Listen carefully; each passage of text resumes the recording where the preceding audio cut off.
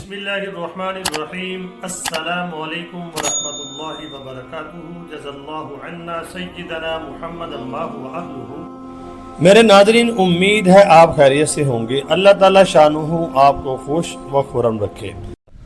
یہ ہے وہ ویڈیو جس کے بعد چیف جسٹس نے فیصلہ واپس لے لیا۔ مفتی تقی عثمانی صاحب کی چیف جسٹس سے گفتگو اور دلائل میں آپ کے سامنے آج وہ ویڈیو پیش کروں گا جس کے بعد چیف جسٹس نے اپنا فیصلہ واپس لے لیا۔ آپ آواز بلند کر سکیں یا مائک کے پاس آ جائیں تو آ تو نہیں ہے، مگر تھوڑی سی اگر سب لوگوں کو سنائی نہیں دے گی شاید۔ جی، میں دو باتوں کی معذرت چاہتا ہوں۔ ایک تو یہ کہ میں ملک سے باہر ہوں اور ایک بین الاقوامی میٹنگ ہے جس سے میں اٹھ کر آیا ہوں۔ دیکھیے، اس فیصلے کے بارے میں جو 6 فروری کا فیصلہ تھا اور جو نظر ثانی کیس کا فیصلہ آپ کے سامنے ہے؟ جی، اس وقت میرے سامنے، میں چونکہ باہر ہوں لہٰذا سارے کاغذات میرے پاس نہیں ہیں، لیکن فیصلے دونوں میں نے پڑھے ہیں اور اس کے اوپر اچھی طرح غور کیا ہے، اور دونوں فیصلوں کے بارے میں ہم نے ایک مفصل تحریر بھیجی ہے۔ ایک تو وہ تھی جو 6 فروری کے فیصلے سے متعلق تھی، وہ آپ حضرات کو پہلے ہی پہنچ چکی تھی۔ آپ نے اس کا نظر ثانی کے فیصلے میں بھی حوالہ دیا ہے، اس کا کیسا صحیح ہے یا غلط ہے۔ مثال کے طور پر سارے لوگوں نے سوائے ایک کے یہ آپ سے عرض کیا تھا کہ 6 فروری کے فیصلے میں آپ نے جو آیات کریمہ درج کی تھیں، یہ تو بہت اچھی بات ہے کہ آپ فیصلوں میں قرآن و سنت کے حوالے دیتے ہیں، یہ ہمارے لیے ایک اچھی بات ہے، لیکن جب قرآن کریم کی آیات کو آؤٹ آف کانٹیکسٹ دیا جاتا ہے تو وہ اللہ بچائے تحریف تک بات پہنچ جاتی ہے۔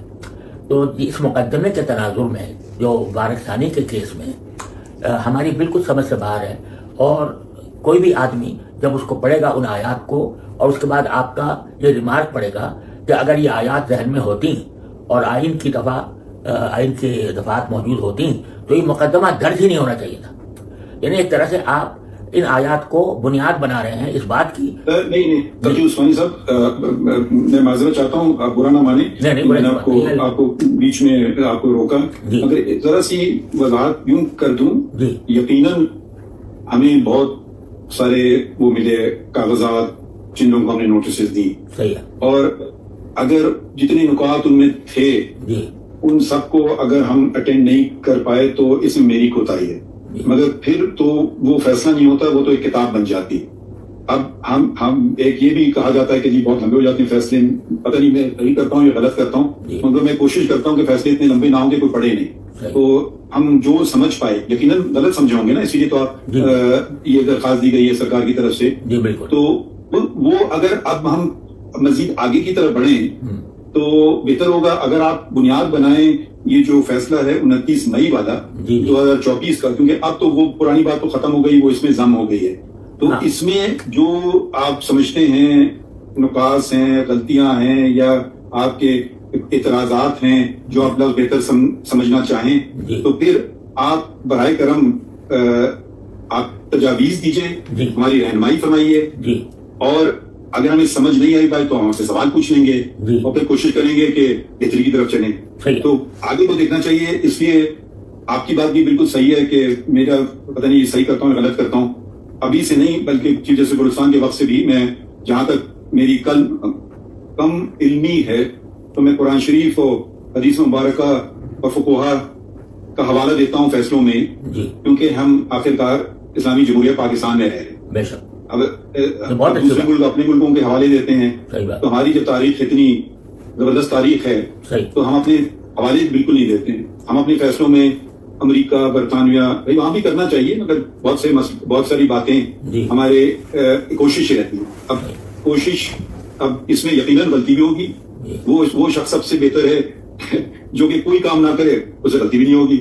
میٹرک ایگزام مت ہو تو میٹرک میں فیل ہونے کا چانس ہی نہیں ہے، تو یہ میں کبھی اپنے آپ کو نہیں سمجھتا ہوں کہ میں غلطی سے بالاتر ہوں، اور اسی لیے آپ کو زحمت دی، اور ہم بہت مشکور ہیں کہ آپ کانفرنس اٹینڈ کر رہے ہیں اور اس کو چھوڑ کر کے آئے ہماری رہنمائی کے لیے۔ تو برائے کرم اگر آپ 29 مئی کے فیصلے میں اگر آپ ہمیں صرف بتا دیں کہ یہ جگہ غلط ہے، یہ پیراگراف غلط ہے، تو ہم اگر سمجھتے ہیں کہ آپ کی بات میں دلائل میں ہم آپ سے اگری کریں، ماشاءاللہ آپ تو ہمارے ساتھ رہ چکے ہیں، ہم تو آپ کی بڑی قدر کرتے ہیں، آپ تو شریعت اپیلیٹ کورٹ کے ممبر بھی تھے, اور میں بتا رہا تھا کہ ابھی واپس شریعت اپیلیٹ کورٹ فعال ہو چکی ہے. تو اگر ہم وہاں سے آغاز شروع کریں 29 مئی سے, اور آپ ہماری نشاندہی کے ساتھ ساتھ اپنے عذر کے اور ساتھ ساتھ پھر اپنے تجاویز بھی دیتے جائیں, تو وہ ہم نوٹ کرتے جائیں گے. آپ برا نہ مانیں, مگر وہ میں معذرت چاہتا ہوں کہ اگر آپ کے سارے نکات جو پہلے کے تھے وہ ہم نے ضم نہیں کیے اپنے فیصلے میں, تو اس کا میں قصوروار ٹھہرا. مگر وہ جیسے میں نے بات کی, وہ کتاب بن جاتی, کیونکہ نہ صرف آپ کے تھے مگر بہت سارے اور بھی تھے. نہیں, میں دیکھیے آپ کی مشکلات کو سمجھتا ہوں, میں خود جج رہا ہوں, اور دل کے اوپر کتنا بوجھ ہوتا ہے فیصلوں کے لکھنے کا یہ میں جانتا ہوں, اور اسی لیے خود میں بھی حتی الامکان کوشش یہ کرتا تھا کہ بہت زیادہ تفصیلی فیصلہ نہ ہو تاکہ لوگوں کی سمجھ میں آ سکے. لیکن بعض مسائل ایسے ہوتے ہیں جن میں بہت لمبے لمبے فیصلے بھی لکھنے پڑ جاتے ہیں. جب معاملہ کوئی بہت حساس نوعیت کا ہو تو اس کو بہت لمبے فیصلے بھی لکھنے پڑتے ہیں. اب آپ نے جو نظر ثانی کا فیصلہ لکھا, اس میں جو پہلا حصہ ہے نا, یہ تو بڑا قابل استقبال ہے کہ آپ نے ختم نبوت کے دلائل دیے, لیکن اس کی ضرورت نہیں تھی. یہ ضرورت اس لیے نہیں تھی کہ یہ معاملہ مسلمہ ہے تمام مسلمانوں کے درمیان, آئین کی روح سے بھی, قوانین کی روح سے بھی. اس کے اوپر مزید دلائل کی ضرورت نہیں تھی. جتنا وقت آپ نے اس پر لگایا, اگر آپ ان نکات پر لگاتے تو شاید یہ شکایت پیدا نہ ہوتی. لیکن بہرحال جو ہو گیا تو ہو گیا. لیکن جو اصل ہمارے لیے تشویش کی بات ہے, جس کی وجہ سے میں 6 فروری کے فیصلے کا بھی حوالہ دے رہا ہوں, اور یہ اس کو چھوڑ دیجیے, 29 مئی سے آغاز کیجیے نا, وہ ختم ہو گیا نا. نہیں, وہ 6 فروری گیا, اب اس کا کوئی ریلیونس رہی نہیں. اب آپ اس میں درخواست آئی 29 مئی, وہ اس کی کوئی حیثیت نہیں ہے, قانونی حیثیت نہیں ہے. صحیح. تو اب اگر اس کی کوئی قانونی حیثیت نہیں ہے تو اس طرف جانے کی ہمیں ضرورت بھی نہیں. بس مجھے اس کا خطرہ ہے کہ وہ اپنی جگہ انٹیکٹ رہے وہ فیصلہ. تو میں واقعی وضاحت کر دوں, جب ریویو ہو جائے گا تو پھر وہ ختم ہو جاتا ہے. ٹھیک ہے, اب ہم اس کو بھول جاتے ہیں. ٹھیک ہے, یہی بات کہیں. جی مفتی صاحب, جب 6 فروری کا فیصلے پہ نظر ثانی کا فیصلہ آ گیا 29 مئی کو, تو 6 فروری کے فیصلے کا وجود ختم ہو گیا, اور ہم نے نگرانی کو تسلیم کر دیا اور 6 فروری کا فیصلہ ختم کر دیا. اب اس وقت جو فیلڈ میں ہیں, آپ تو ماشاءاللہ جج رہے اس بات کو سمجھیں گے, اب فیلڈ میں 29/5/2024 کا حکم ہے. اگر اس میں کوئی ابہام پیدا ہو رہا ہے جس سے آپ سمجھتے ہیں, میں نے آپ کی ویڈیو دیکھی ہے, آپ نے یوٹیوب پہ ایک ویڈیو بھی کی, پلیز. خیر دیکھیے, ایسے نہیں ہوتا ہے مناسب, یہ اخلاق کی بات نہیں. آپ تشریف رکھیے, تو آپ اس میں تھوڑی سی آپ ہمیں رہنمائی کر دیں کہ نظر ثانی شدہ فیصلے میں جو آپ سمجھتے ہیں سکم ہے یا جس سے کوئی پیچیدگی پیدا ہو رہی ہے یا اس کا احتمال ہے, اس کی وضاحت فرما دیں تاکہ ہم اس کو دیکھ سکیں. اس میں جو سب سے زیادہ سنگین بات ہے اس فیصلے کے اندر, وہ یہ بات ہے, صفحہ وہ پیراگراف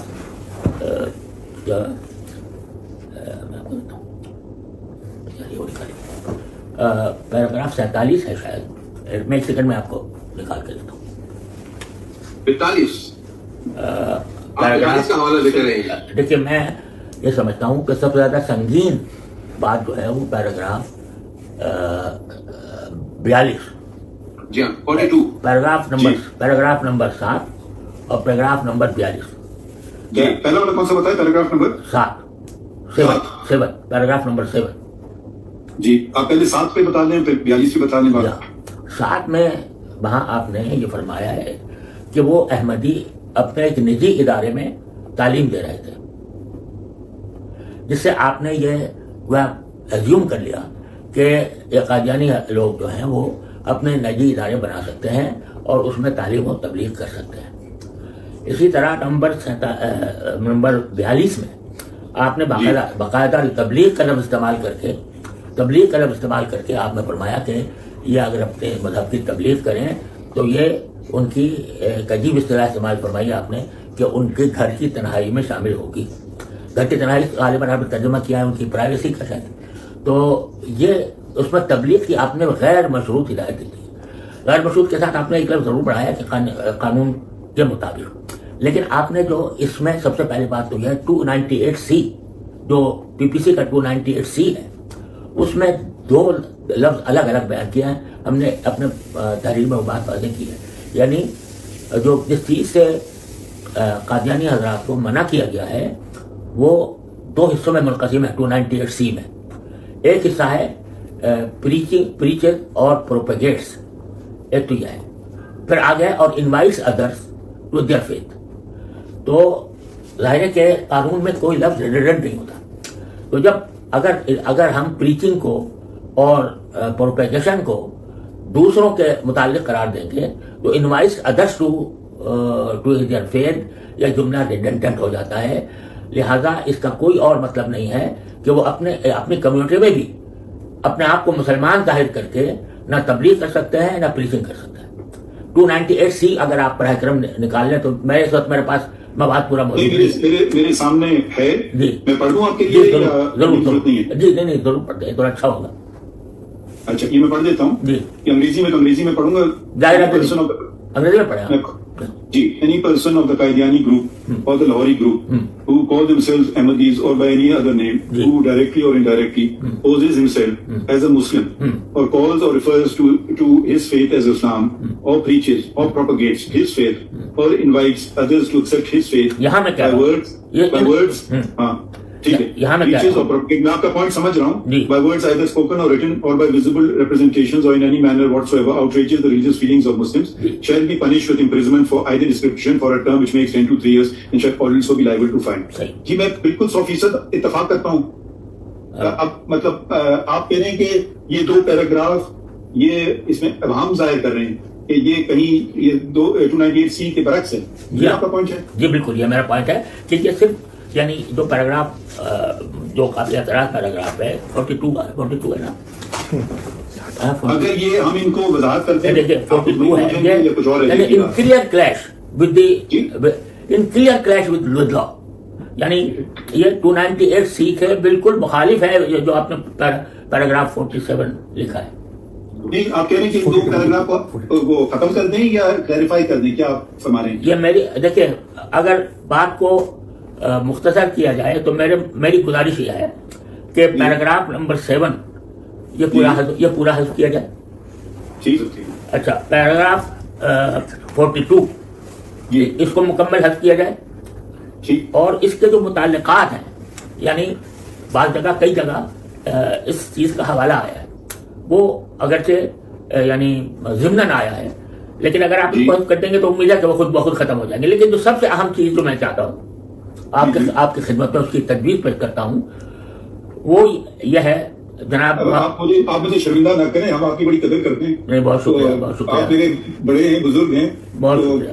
آپ بالکل بغیر جھجک کے ہمیں بتائیے. جی انسان غلطی کا پتلا ہے اور میں تو ماشاءاللہ بتا دیں کہ یہ آپ نے بڑی اچھی بات کی, یہ 2 پیراگراف ہیں اور اس کے متعلقات جو باتیں آپ کہنے آٹومیٹکلی ختم ہو جائیں گی, وہ ختم ہو جائیں گی. اب میں ذرا سا اور تھوڑا سا آگے بڑھتا ہوں. اور دیکھیے میں یہ چاہتا ہوں کہ جب دیکھیے آپ نے دیکھا کہ یہ مسئلہ کتنا حساس ہے, اس کا اندازہ تو آپ کو ہوا ہوگا, اور ساتھ ہی یہ بات بھی کہ ہمارے ایمان کی ایک بہت بڑا اہم عقیدہ ہے, اور اس کے اوپر آپ نے دیکھا کہ کتنا بڑا فیصلہ آئین پاکستان نے کیا, کس طرح اس کے وہ ترمیم دستور کے اندر کی گئی. تو اس میں ہم جب کوئی مسئلے میں الجھ گئے ہیں کہیں تو ہمیں محض ٹیکنیکلٹیز کی بنیاد پر بات کو بے دلی سے نہیں کرنا چاہیے, بلکہ جب نظر ثانی کریں یا کسی غلطی کی کریکشن کریں تو کھلے دل کے ساتھ کریں.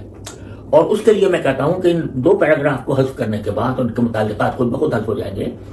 میں یہ چاہتا ہوں کہ 49C جو آخری جو آرڈر کے کلمات ہیں نا, 49C جو طرح سے آپ نے پورے فیصلے کا جو آرڈر نکالا ہے وہ ذرا براہ کرم اپنے سامنے رکھ لیں. جی جی رکھیے. 49C جی میں نے ہاں 49G ہوا نا. جی جی فرمائیے. اچھا اس کو میں نے اس کی جگہ ایک عبارت تجویز کیا ہے. جی فرمائیے. وہ یہ کہ جہاں تک اس مسئلے کا تعلق ہے کہ پیش نظر مقدمے کے ملزم پر مجموعی تعزیرات پاکستان کی دفعہ 295B 295C 298B 298C کا اطلاق ہوتا ہے یا نہیں. ضمانت کے اس مقدمے میں جبکہ ملزم کا ٹرائل ابھی باقی ہے, ہم یہ مناسب نہیں سمجھتے کہ اس پر کوئی فیصلہ دیں, کیونکہ ٹرائل کورٹ میں ابھی مقدمہ چل رہا ہے.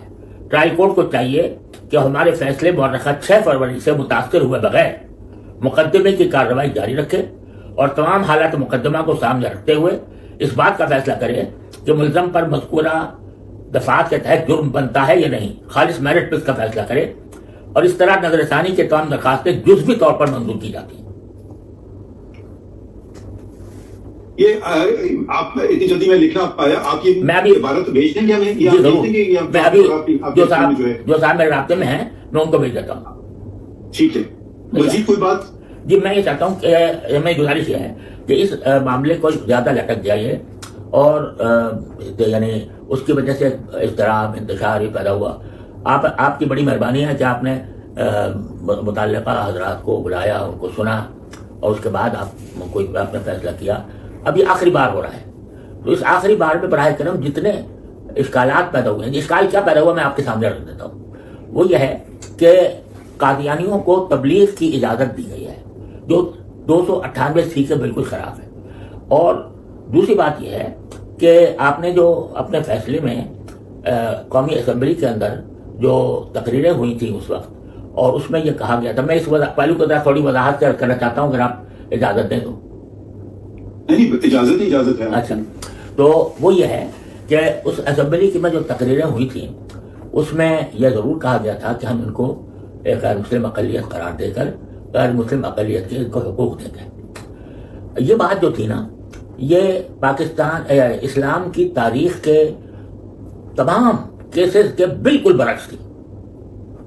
یعنی آپ نبی کریم صلی اللہ علیہ وسلم کے زمانے سے یہاں میں ذرا آپ کو برا نہ مانیے، کیونکہ پارلیمان میں کیا ہوا اب وہ تو ریکارڈ کا حصہ ہے نا. میں پارلیمان کو تو کوئی حکم نہیں دے سکتا ہوں کہ آپ یہ کریں یا وہ کریں. نہیں میں بالکل نہیں، پارلیمان میں جو کہا گیا وہ غلط ہے. نہیں کا کام نہیں ہے، ہمارا کام نہیں ہے. نہیں بالکل ٹھیک ہے. میں اور بات کرنا چاہ رہا ہوں، ذرا پوری کر دوں، آپ اس کے بعد پھر میں غلط سمجھا. جی معاف کیجیے. یعنی پوری اسلامی تاریخ میں کوئی ایک مثال بھی ایسی نہیں ملتی کہ کوئی نبوت کا جھوٹا مدعی پیدا ہوا ہو اور اس کے متبعین کی جماعت ہوئی ہو اور اس کو دارالاسلام